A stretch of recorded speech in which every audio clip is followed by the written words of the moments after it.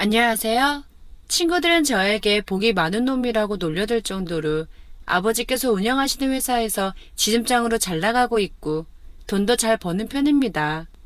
게다가 제 주변에는 여자가 많은 편인데 결혼하면 이제 여자 때문에 복잡해질 일이 없을 거라 생각했던 건 정말 큰 오산이었습니다. 처갓집에는 딸이 3명 있는데 그중 제일 이쁘다는 셋째 딸이 바로 제 아내였고 세 여자 모두 연년생으로서 20대 중후반입니다. 대학교 시절 때 아내를 만났고 20대 초반부터 처갓집을 드나들었기 때문에 처형들하고도 오빠 동생 할 정도로 많이 친했는데 결혼하고 나서는 더 자주 만나서인지 야한 농담도 서스럼없이 주고받을 정도로 가까워지게 되었어요. 제가 얼굴은 그렇게 잘생긴 편은 아니었지만 나름 여자들에게 매너도 있고 잘 챙겨주는 편이라서인지 아내와 연애하고 있는 중에 아내 몰래 처형들에게 고백을 받은 적이 있었거든요. 아무리 아내보다 조금 매력적이고 끌리는 타입이긴 했어도 아내에게 일편단심을 맹세했으니 거절한 적이 있었는데 조금은 찝찝하긴 하더라고요.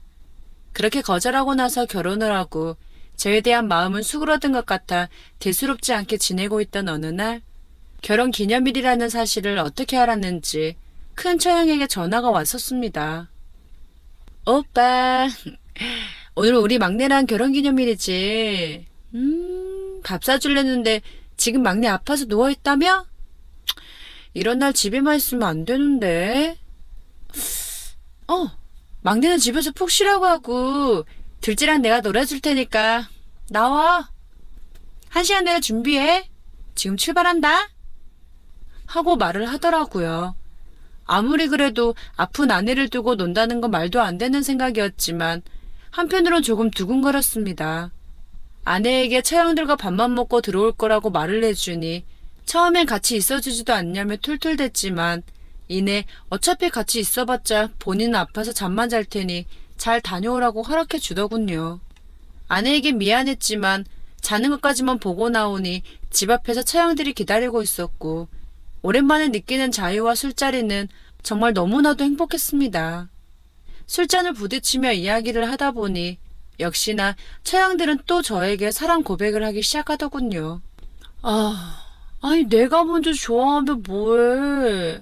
우리 동생들이 내 눈 닮아가지고 줄줄이 오빠를 좋아한다고. 아니 막내가 홀라당 낚아치 가서 결혼을 해버리고. 이건 뭐 자매끼리 전쟁을 하자는 선포인 거지. 아이고. 하고 큰 처형이 말을 하는데 조금은 무서웠습니다. 한 성격하는 처형은 말을 거침없이 하는 스타일이라 술을 먹든 안 먹든 자꾸 아내가 없을 때는 저렇게 대놓고 좋아한다고 말을 하거든요. 결혼 전에는 그런가 보다 하는데 결혼하고 나서도 저러니 머리가 아플 지경입니다. 게다가 작은 처제 역시 저에게 소심하게 스킨십을 해대는데 아무리 세상이 변했다지만 요즘 젊은 사람들은 부끄러운 줄도 모르나 봐요. 이미 결혼을 해버린 유부남이니 포기 좀 하라고 다시 한번 강조를 하긴 했지만 모든 남자들은 다 그렇지는 않겠지만 일부 소수의 남자인 저는 그렇게 고백하는 두 처형들의 관심이 싫지만은 않았습니다.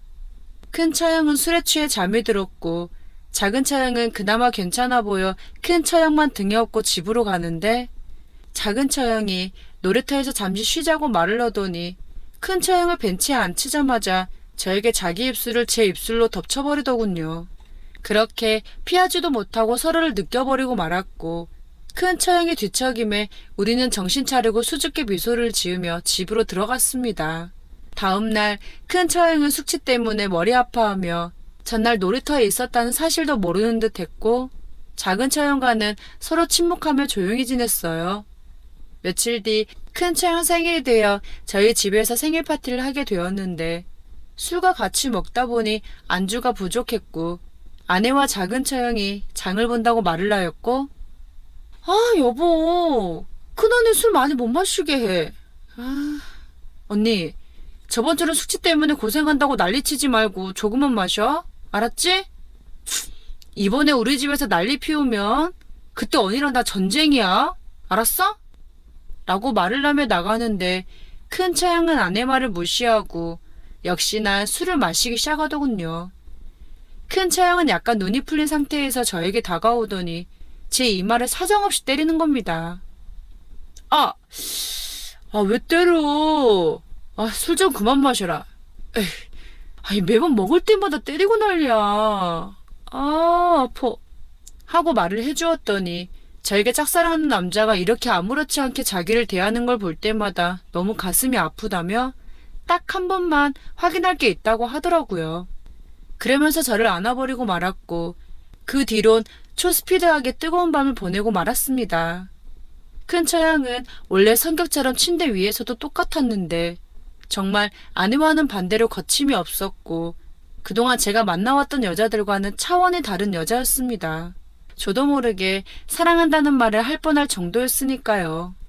그렇게 뜨거운 사랑을 열심히 나눈 뒤 정말 눈 하나 깜짝 안 하고 큰 처형은 이렇게 소원을 풀었으니 앞으로 절대 좋아한다는 말도 안 하고 스킨십도 안 할 테니 걱정 말라며 옷을 주섬주섬 입는데 그때 아내와 작은 처형이 들어오는 소리가 들리기 시작해서 재빨리 아무 일도 없었던 것처럼 행동을 했습니다. 아내는 그런 저희들의 모습을 보고 약간 의아하다는 듯이 쳐다봤지만 아무렇지 않게 왜 이리 늦게 왔냐고 말을 하였고 다시 생일 파티 자리를 이어나갔습니다.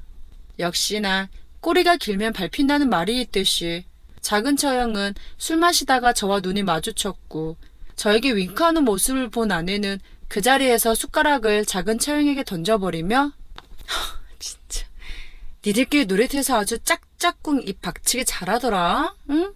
내가 모를 줄 알았지. 우리 집에서 놀이터가 잘 보인다는 건 몰랐어? 아주 잘하는 짓이다. 잘해. 어? 아니 사람이 눈 감아주고 모른 척 해주면 어느 정도 조심성 있게 행동해야지. 이젠 아주 대놓고 눈빛도 주고받네. 진짜. 야, 이 인간한테 그렇게 잉크를 날리고 싶디? 아주 꿰매줄까? 응? 하고 말하며 작은 처형 머리를 잡고 싸우는데 정말 너무 황당해서 무서웠습니다. 아내는 모든 걸 다 알고 눈 감아줬지만 작은 처형의 행동에 폭발해버리고 만 것이죠. 저는 어쩔 줄 몰라 하며 두 여자를 말리고 있었는데 큰 처형은 갑자기 제 뺨을 사정없이 때리며 작은 처형과 놀이터에서 입 박치기를 해놓고선 방금 자기와 했던 그 뜨거운 사랑은 뭐였냐고 하더라고요. 아무리 큰 처형이 브레이크 없이 말을 한다지만 눈치 없이 거기서 그렇게 말해버릴 거라고 생각도 못했거든요. 그 말을 들은 아내는 더 화가 나서 옆에 있던 국자로 저를 사정없이 때리며 이런 개판 같은 집안에서 처형들과 놀아나니까 재밌냐고 말을 하는데 저는 미안하다는 말밖에 할 수 없었습니다. 아내는 눈에는 눈, 이에는 이, 그대로 복수해줄 테니 딱 기다리라고 말을 하며 이혼해줄 테니 처형들 중에 누구랑 붙어먹을 건지 모르겠지만 잘 먹고 잘 살라며 집을 나가버리더군요. 큰 처형은 입에 담을 수도 없을 만큼의 엄청난 욕을 저와 작은 처제에게 퍼부으며 아내를 따라 나갔고 작은 처형은 오빠, 내가 아무리 오빠를 그동안 좋아하고 남자로서 존경해왔지만 이딴 짓거리는 좀 아니라고 생각하네. 응? 난 그래도 오빠랑 선은 안 넘었다. 그치? 나중에 이혼하게 돼서 나 걸고 넘어지지 말어라. 응? 선 안 넘은 건 확실히 말해. 알았지? 잘 살아. 아휴, 불쌍해. 하고 말을 하며 나가는데 두 여자가 저를 먼저 꼬셨고 전 안 넘어가려고 노력했지만 그 선을 넘어버린 건 두 여자들인데 너무 억울하다는 생각이 들더군요. 그렇게 이혼을 하였고 1년이 조금 안 됐을 무렵 아버지께서 미안하다며 만나고 있는 여자는 제가 아주 잘 아는 여자인데 결혼을 반대할 거라고 하시더라고요. 에이, 아이 제가 무슨 권한 있다고 아버지랑 결혼하신 분을 싫다 하겠어요.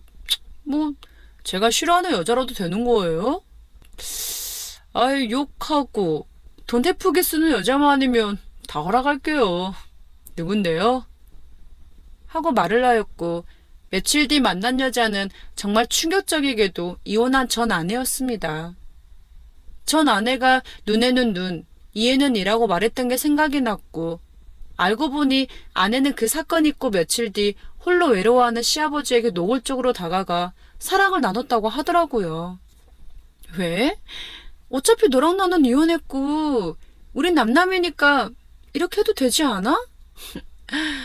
넌 나랑 결혼한 상태에서 그딴 파렴치한 짓을 했고, 난 이혼한 상태에서 했으니, 뭐, 난 떳떳하다고 보는데?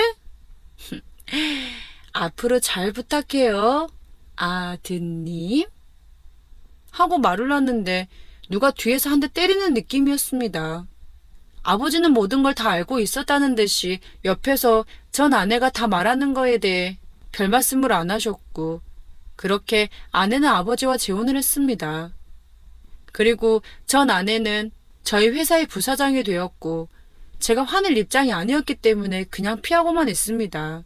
제가 당당하게 뭐라고 할 수 있는 상황이 아니었거든요. 여전히 아버지와 알콩달콩한 사랑을 나누고 있는 중이지만 도저히 엄마라는 말이 입 밖으로 나오질 않더라고요. 이 복잡하고 이상한 관계가 언제까지 지속될지 모르겠습니다. 제 사연을 들어주셔서 감사합니다.